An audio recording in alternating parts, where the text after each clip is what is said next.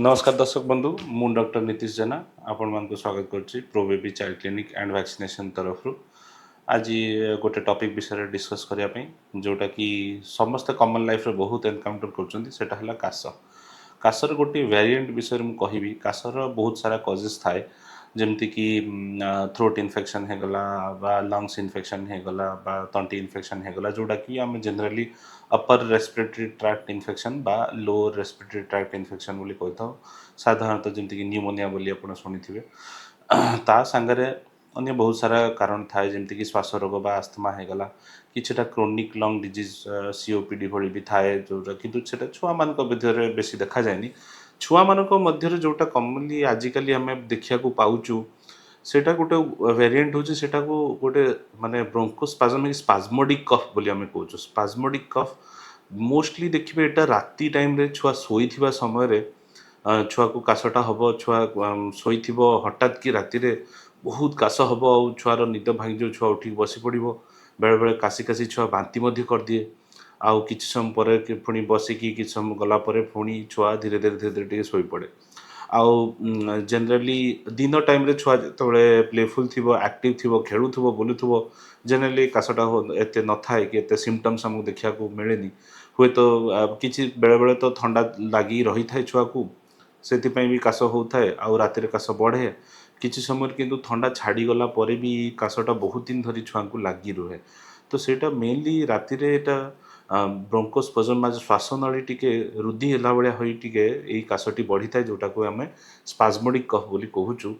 तो यार मेन कारण हूँ जोटा फंगल स्पोर्स बा मोल्ड्स आम कहू घर भितर जदि एसी रूम रे छुआ बेसी समय रोची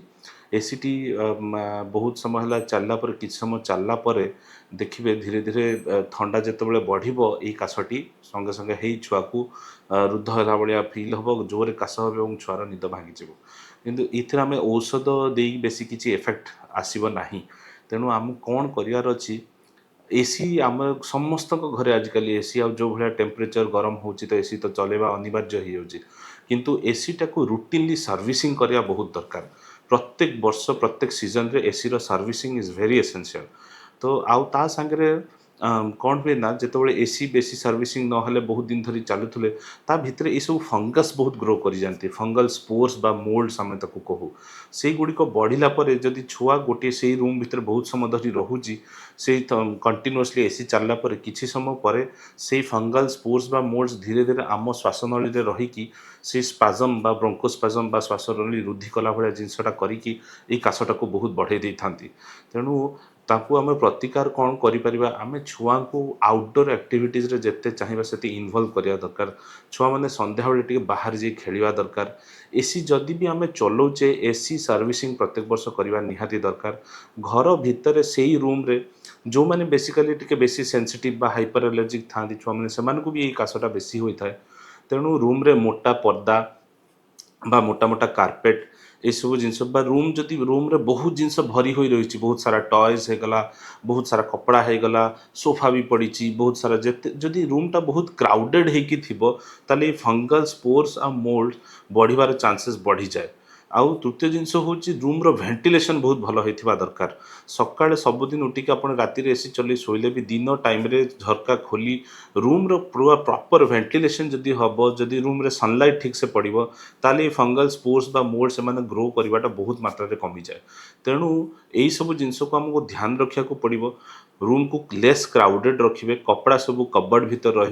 मोटा मोटा पर्दा आ मोटा मोटा कारपेट रूम रे अवॉइड करेंगे आउ बेसी क्राउडेड बहुत सारा जिनस रूम भीतर स्टफिंग करके रखिए रूमटा टिके एयर स्पेसियस होता दरकार रूम रे टिके भल वेंटिलेशन होता दरकार जदियो आम पर्दा कारपेट रखुँ ताको रेगुलर क्लीन करुवा दरकार एवं एसी को रेगुलर सर्विस करवा दरकार आ छुआ को टिके वेल वेंटिलेटेड रूम रे रहिबे आउ आउटडोर एक्टिविटीज टिके करेले ऑटोमेटिकली देखिए आउ किछि आपण पीडियाट्रिशियन को कंसल्ट करिकी डॉक्टर को कंसल्ट करिकी ए काश पय सिम्पटोमेटिक रिलीफ पय किछि मेडिकेशंस आनिकी यूज करि परिबे आउ बेसिक किंतु एई सब हैबिट एई सब अभ्यास एई सब जिंस गुडी कले ए स्पाज्मोडिक कफ हमको बहुत रिलीफ मिलता है आउ छुआ को ई काशरू रिलीफ मिलता है एवं आमर समस्या दूर होता है सो थैंक यू आज ये इनफॉरमेशन मु शेयर करने आप सहित धन्यवाद नमस्कार।